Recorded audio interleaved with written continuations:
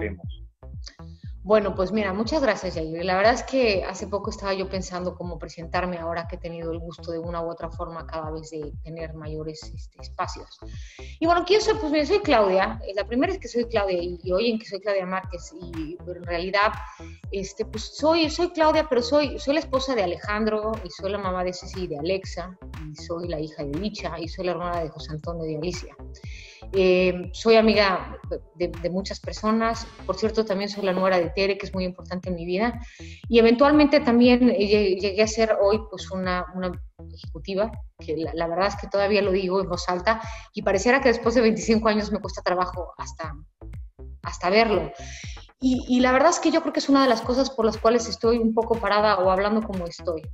Yo empiezo a trabajar en la industria automotriz no porque me gusten los coches, no porque diga, guau, algún día quiero, tampoco porque pensaba seriamente en aquel entonces que yo quería hacer una supercarrera. Yo la realidad es que ni siquiera tenía pensado o considerado trabajar seriamente en una supercarrera. Yo iba a trabajar un ratito, luego eventualmente me iba a casar con un hombre que ojalá saliera bueno, tuviera hijos y me iba a ir a mi casa, porque eso es lo que vi en mi casa y eso es lo que me enseñaron. Y eso es lo que yo pensaba que me iba a hacer feliz, ¿no? Y probablemente me hubiera hecho feliz, pero la verdad es que no tuve ni margen porque no llegó. Empiezo a trabajar pues porque me aburro, soy una persona inquieta, me gusta hacer cosas todo el tiempo, y me aburro y entonces le digo a mi papá que quiero trabajar y mi papá me dice, ¿para qué voy a trabajar? Y yo le digo que pues, porque quiero saber qué se siente. O sea, imagínate los tiempos, estoy hablando de un papá además lindísimo que eventualmente tuve, en su forma natural de aquel entonces, en una familia de clase media en México. Pero bueno, lo que sí hago es que cuando quiero empezar a trabajar, pues les digo que quiero trabajar para empresas alemanas, porque circunstancialmente mi segundo idioma es alemán. Fui educada biculturalmente porque mi mamá vivió años en Alemania y cuando llegó a México conocí a mi papá, determinó que sus hijos tenían que estar un poco con este mismo tipo de educación.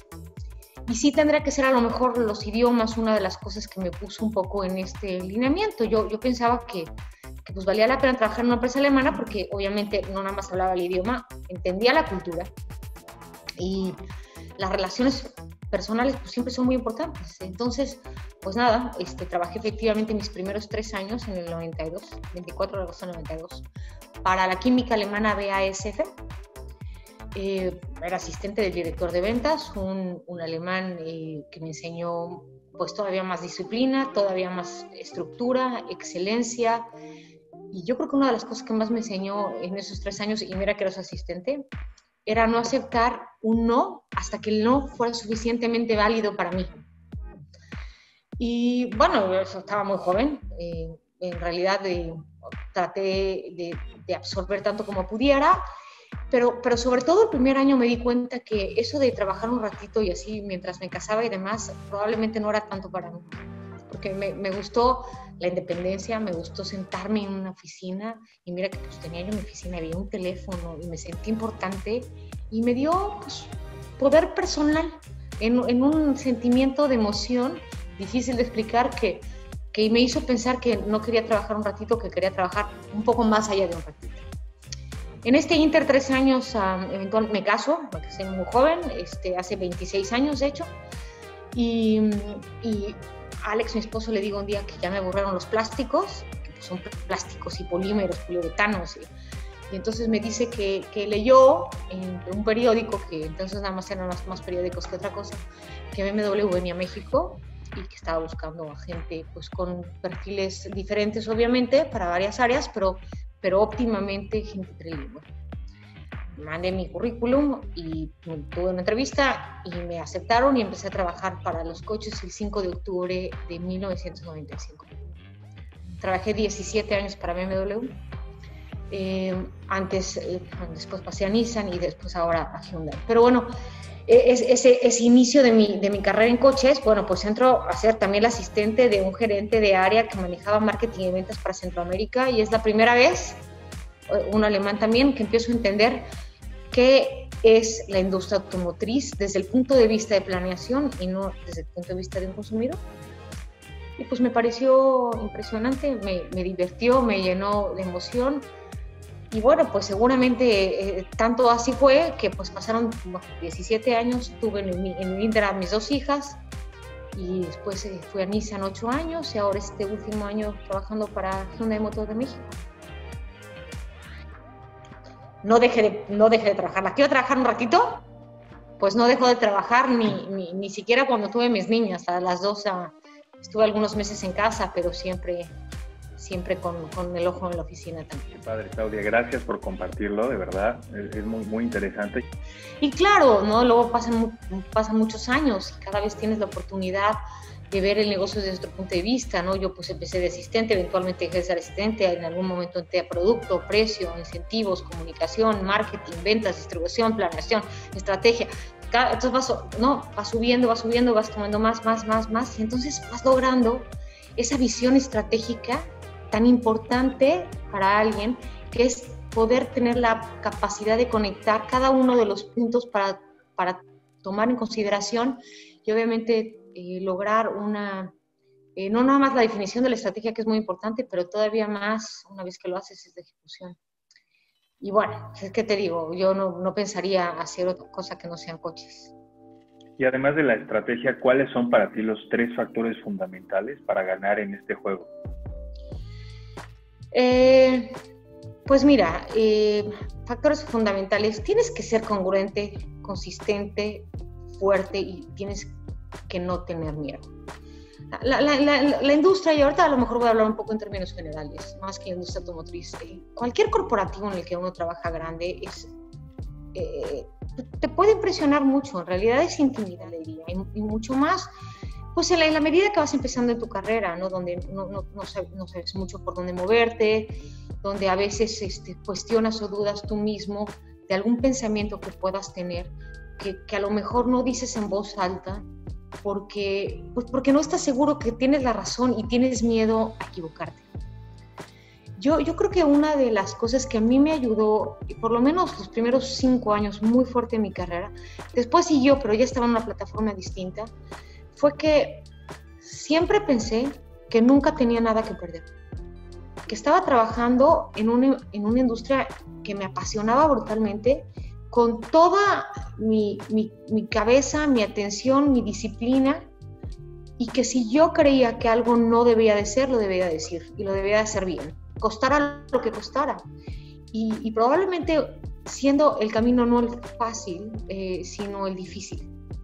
No comprometer tu ética y tu corazón en lo que crees que está bien. Yo creo que es una de las cosas que más me ha ayudado.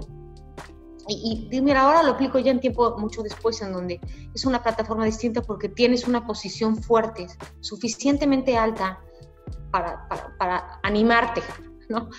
Para no tener tanto nerviosismo, aunque las decisiones a lo mejor sean de impactos de mucho más dinero que antes. Pero la realidad es que siempre busqué ser excelente en lo que yo creía que estaba bien. Y claro que buscaba y preguntaba y llegaba a una conclusión y pues siempre fui un poco brava en mi approach, en el sentido positivo de decir, bueno, discutámoslo, ¿no? Porque no porque tengas una posición más alta o no porque seas el dueño de una agencia, ¿no? Yo me acuerdo en aquel entonces mis grandes discusiones cuando estaba en distribución, que era una rechamaca, porque hablaba con los dueños de las agencias porque teníamos que llegar a ciertos acuerdos y no querían, y claro, yo era la chamaca y estos eran los dueños. Pero bueno, siempre busqué los argumentos contundentes para que no tuvieran que discutirme. Y bueno, pues que me daba nervio, pues claro que me daba nervio, ¿no? Pero pues, lo que quiero decir es, hay que ser valiente, hay que atreverse, ¿no? Hay que prepararse muy bien, porque no puedes ir ahí a lo loco, ¿no? Y atreverse a decir lo que crees que es correcto. Yo creo que esa es una de las cosas que a mí más me ha ayudado. Ahora, ese no que te decía, ¿no? En un principio, ¿no? Bueno, no se puede. ¿Por qué no se puede? Es que nunca se ha hecho así. Bueno, pues ¿por qué no se ha hecho así? ¿Y por qué no podemos hacer diferente? ¿Y funcionaba antes? ¿Y cómo funciona ahora? Cada vez, por más que llegues a un nivel más alto de un resultado del objetivo que quieres siendo correcto, siempre tienes margen de hacerlo mejor. Entonces, digo, con de verdad positivismo y motivaciones, ¿qué nos falta? ¿Qué tenemos que hacer? Entonces, ese cuestionamiento todo el tiempo, ¿no? ya te dije muchas cosas y no eran 3, pero bueno, Entonces, es difícil decirlo en 3 palabras. muchas gracias por lo que estás diciendo. No escuchar las voces de gente que está alrededor, puedes encontrar muchas negativas. Entonces yo lo que ubico, lo que me has dicho es, tú veías hacia el interior y tú creías en ti y te has sobrepuesto en todo este proceso internamente, ¿no? Y eso para mí es también el escuchar la intuición, ¿verdad? Lo entiendes bien, Yair, y eso es bien importante, sobre todo para las nuevas generaciones y para la gente que está empezando.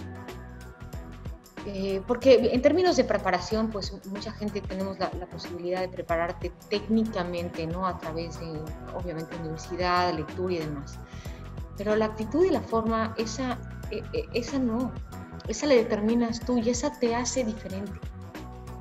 Entonces, efectivamente, bien lo dices, la forma y la postura es la muy importante y eso es un momento de una confusión bien complicada porque cuando estás empezando, pues todavía no tienes la seguridad tan fuerte de lo que estás diciendo. ¿Por qué? Pues porque estás aprendiendo también mientras estás trabajando, te estás desarrollando. O sea, todavía no eres un experto en lo que haces, ¿no? Estás tratando de entender para lograr esa suficiente seguridad de conocimiento que te ayude a sentirte más fuerte cada vez que pones una postura en la mesa.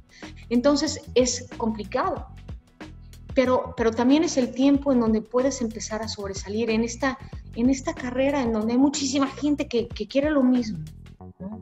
Y pues es lo que les recomendaría, ¿no? Que en principio, claro, traten de buscar esa seguridad de eso que están haciendo, ¿no? Y hablar.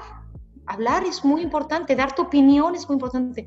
No tienes que perder, porque además en su mayoría no lo decides tú en ese momento, cualquier tema de que estés hablando, pero sí puedes poner una postura en la mesa. ¿Y qué es para Claudia el éxito y cómo lo consigues? ¿Cómo lo defines y cómo lo consigues y lo mantienes? Mira, esto es algo que traigo yo de niña y luego extrapolé al trabajo, pero para mí el éxito, que de verdad me motiva enormemente, no es cuando me han dado una promoción, o cuando un jefe llega y me dice que lo hago muy bien, o cuando un distribuidor me dice wow, o cuando alrededor de lo que estoy haciendo la gente ni siquiera me lo dice, pero lo dice y lo sé. Claudia es buenísima en la clase. Y cuando es buenísima, para mí buenísima es absolutamente todo. La parte personal es muy importante. Tienes que ser un líder muy fuerte. La parte humana, la parte de poder estar parado y hablar contigo y que la gente se atreva a hablarte, ¿no? Que sea suficientemente alcanzable personalmente, que tengas la capacidad de aportar y ayudar y que además el resultado que hagas, que al final del día mi vida siempre ha sido marketing y ventas y por lo tanto, y ahorita, bueno, CEO, y por lo tanto al final del día es el número, ¿llegaste o no llegaste? Y ganaste el dinero que tenés que ganar o no lo llegaste. Y llegaste a ser que tenías que llegar o no lo llegaste. Y el dealer hizo o no hizo. Bueno, eso es muy evidente al final del día, son números. Pero que alguien diga, es muy buena en lo que hace, en todo, no, la expresión de la palabra, a mí, eso es. O sea, yo me esfuerzo porque la gente se sienta bien conmigo en términos de jefe, en términos de líder, en términos de guía, en términos de mentor, en términos de ética, de transparencia. Eso a mí me llena muchísimo, me llena mucho más que cualquier otra cosa. Me siento bien conmigo misma, me llena de alegría. ¿Quién es mi líder favorito? Esa es una complicada. Mira, no sé si tengo un líder favorito. ¿Quién te ha inspirado así en tu caminar por la vida? ¿Quién ha sido esa persona en la que has encontrado esa inspiración? Sin duda mi esposo. La verdad es que es una carrera sumamente demandante, ha sido una carrera internacional de muchas horas, en donde he viajado mucho, en donde estoy muchas veces del otro lado del mundo, la familia está acá con las niñas. Entonces la parte de tener a una persona suficientemente fuerte en casa que me ayuda a sentirme tranquila, que sé que estoy segura, que me apoya, que me admira y que sabe que lo que estamos haciendo es por un bien común, no por el bien de Claudia en una carrera. es una maravilla. Simplemente el soporte que hay en casa, bueno, ahorita mis hijas tienen 16 y 13, pero en su momento pues no tenían 16 y 13 y eran chiquititas, y hubo una época en donde viajaba a Europa de México una vez al mes, o estuvo al otro lado del mundo, a Japón, y pues no estás, ¿no? Entonces, en términos de soporte, sin duda, Alex, ha sido la diferencia. Y yo creo que si no tienes a una pareja cuando estás en pareja, que te apoye fuertemente, una carrera en una industria como esta, como la que he tenido, se vuelve sumamente complicada. Si me hablas de guías o de roles, por ejemplo, pues no te puedo decir necesariamente como quien me ha apoyado o inspirado, pero por ejemplo yo veo a una Angela Merkel y me parece impresionante, ¿no?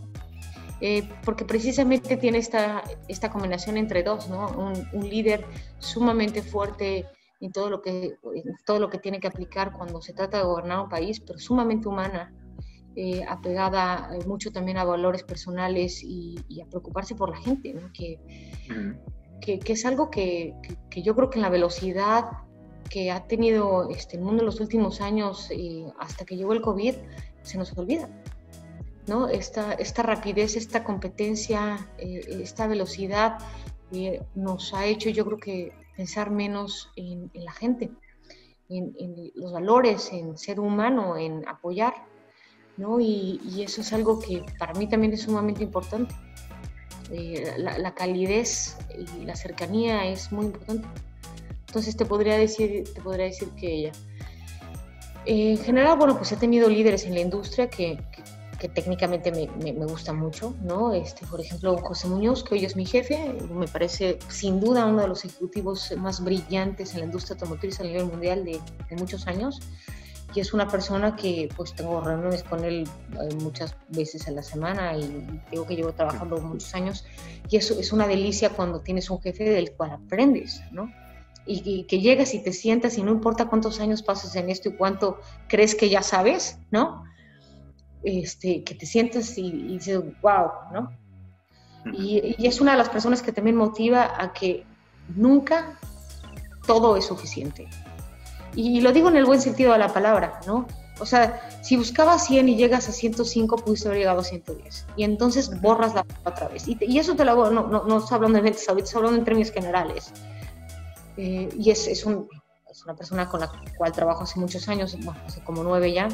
Y la verdad es que me inspira y contagia su motivación y hasta cierto punto su agresividad positiva en buscar una mejor opción y buscarse mejores todo el tiempo, ¿no?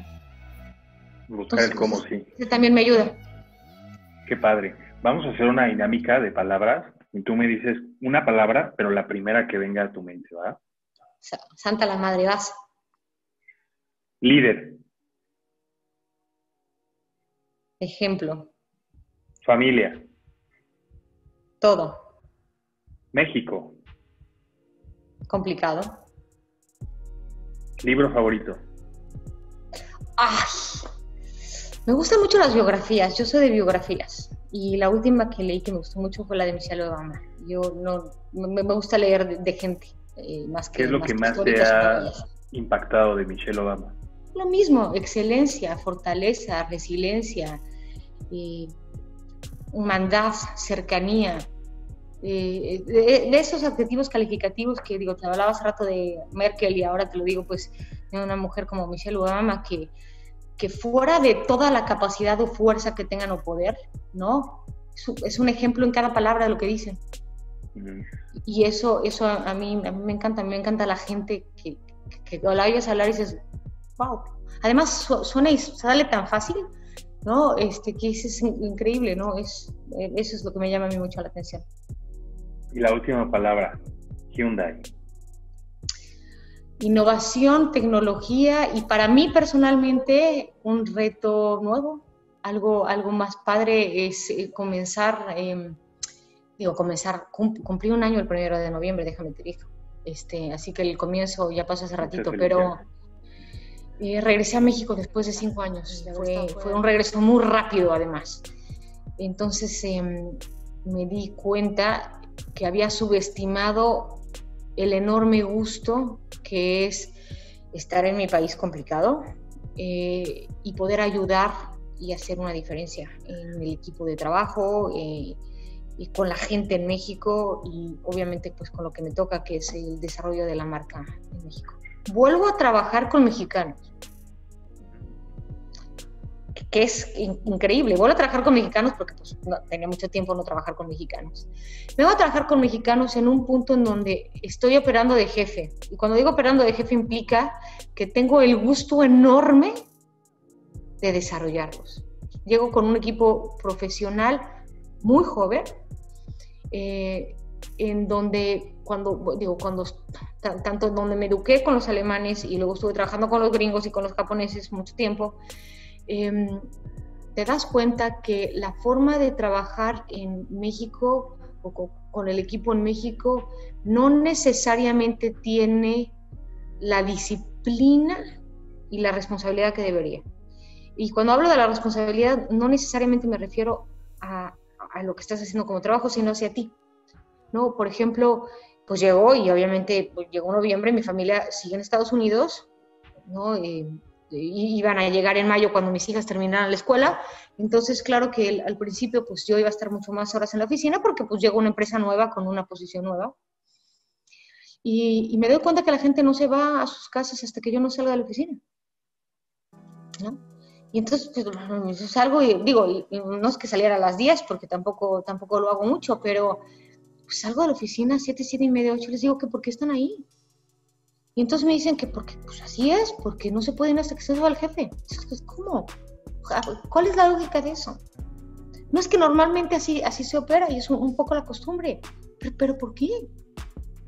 No, o sea, este tipo de detalles, te puedo decir 25 de esos que dices, wow, ¿no?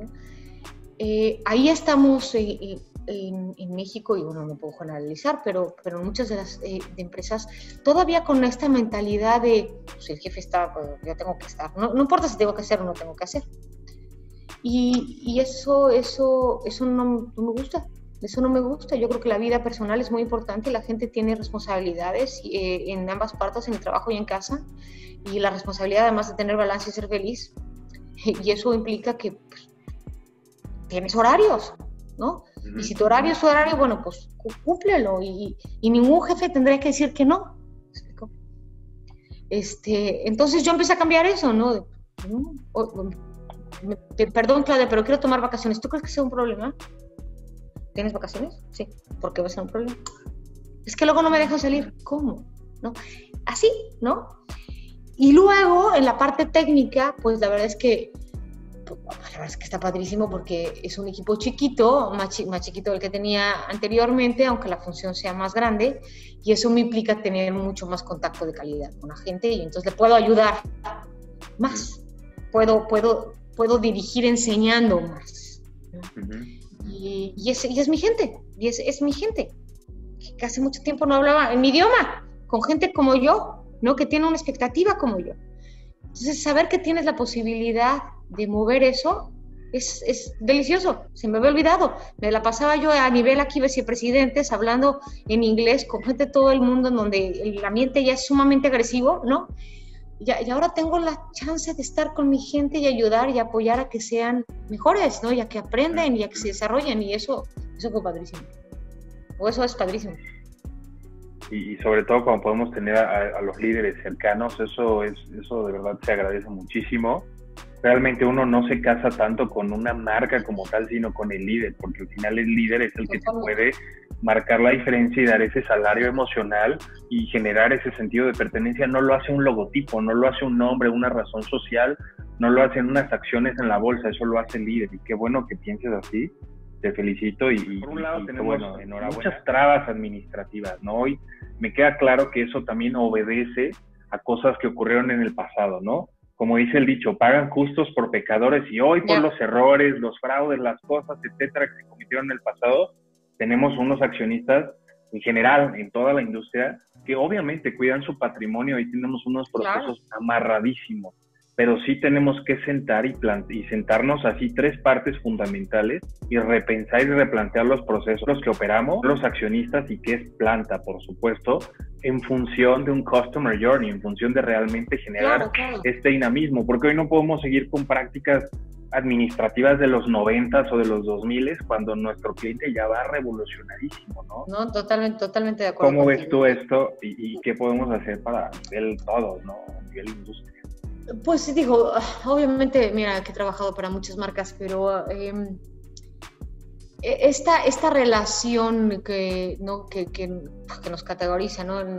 Planta y distribuidores. Al final del día somos socios y los socios tenemos diferentes responsabilidades, ¿no? Yo siempre digo que las plantas, pues tú tienes la responsabilidad de traer la marca, traer el producto correcto, con el precio correcto, con los incentivos correctos, con la comercialización, con el marketing correcto, y tu distribuidor tiene responsabilidad de no ejecutar las estrategias de venta y trato al cliente lo mejor posible. Punto.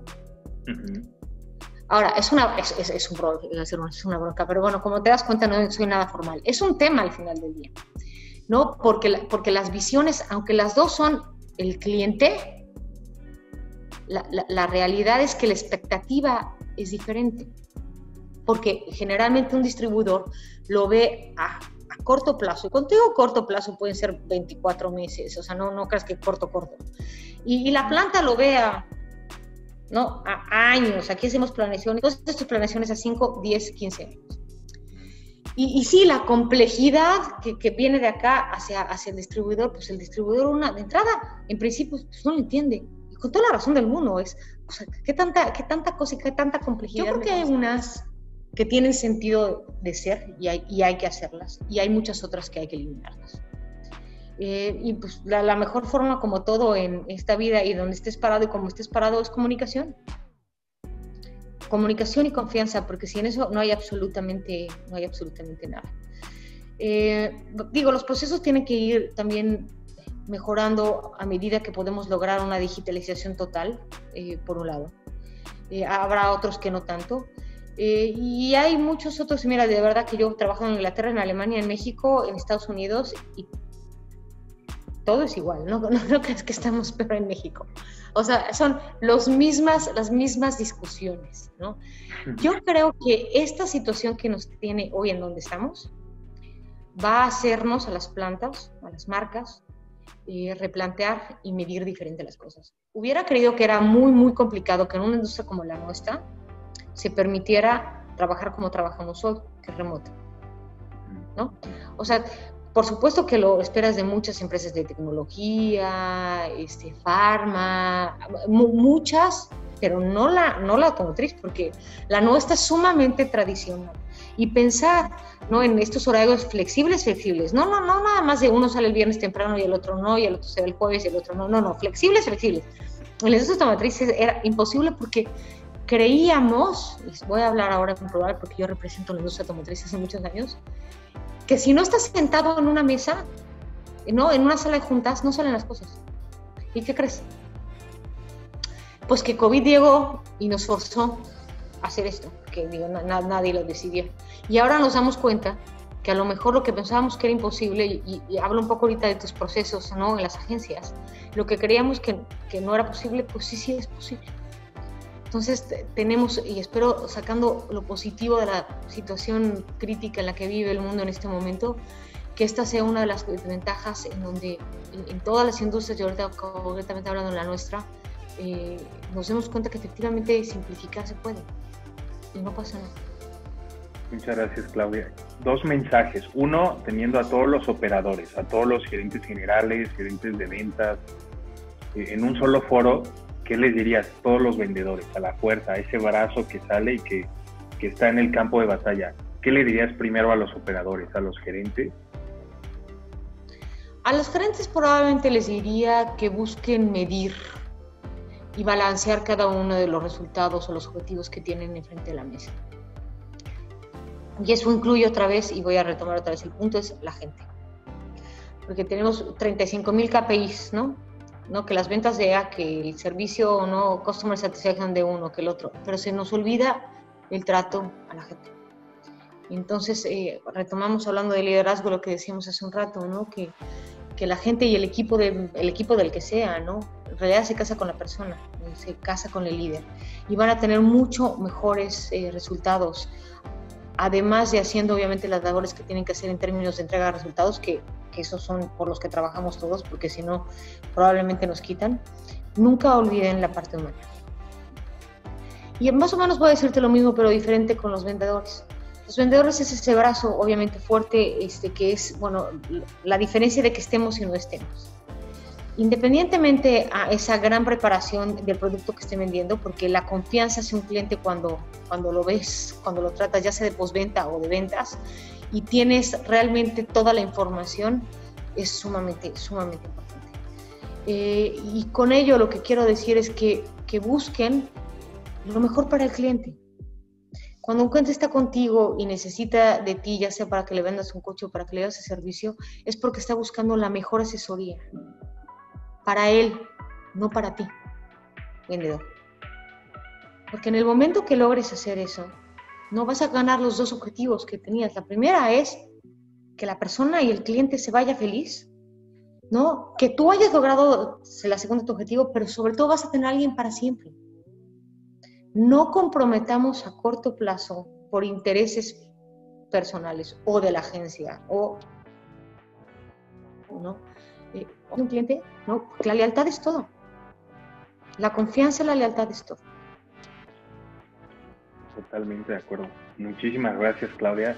Gracias por tu tiempo, gracias por participar. No sé cómo te has sentido en este foro, en esta plática, en Pulso Libre. Pues me he sentido muy bien, muy contenta porque me estás preguntando de todo menos de lo que hago, lo cual es divertido porque de lo que hago en términos de coches e industria y entonces y las ventas y cuándo lanzas y cuánto va a costar y la especialidad técnica, estamos hablando de gente que como te das cuenta es una de las pasiones que tengo y bueno, el que hoy estén interesados en mí y en mi opinión pues todavía me causa más emoción ¿Y qué te puedo decir? Pues muy, muy contenta. Me hace la tarde, hoy es un día importante. Hacer un poco el switch off y hablar de esos temas, pues te agradezco muchísimo gracias el tiempo y gracias encantada, la verdad que muy, muy feliz de poder estar aquí. Muy bien. Claudia, de verdad, ha sido un honor. A ti, Jair. Gracias. Muchas gracias. Mucho gusto. Un abrazo. Chao. Gracias.